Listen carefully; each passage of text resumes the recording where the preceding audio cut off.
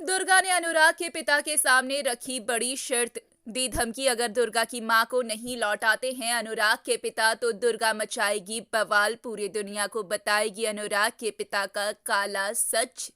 जी हाँ, दरअसल हम बात कर रहे हैं कलर्स टीवी शो दुर्गा टू प्रेम कहानी की, जिसका आने वाला एपिसोड काफी ज्यादा दिलचस्प होने वाला है।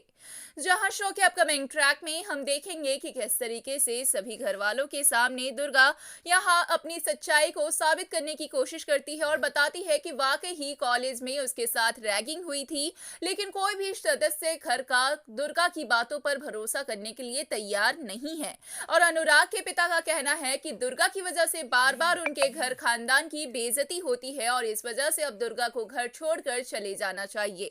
हवेली छोड़ने के लिए दुर्गा भी अपनी एक शर्त रखते हुए नजर आ रही है, जिसमें से सबसे पहली शर्त है कि अनुराग के पिता को किसी भी हाल में उसकी मां को लौटाना होगा। जी हाँ, जैसा कि अब दुर्गा को मालूम पड़ चुका है कि दुर्गा की मां अनुराग के पिता की गिरफ्त में है और ऐसे में दुर्गा अपनी मां को वापस मांगते हुए नजर आ रही है।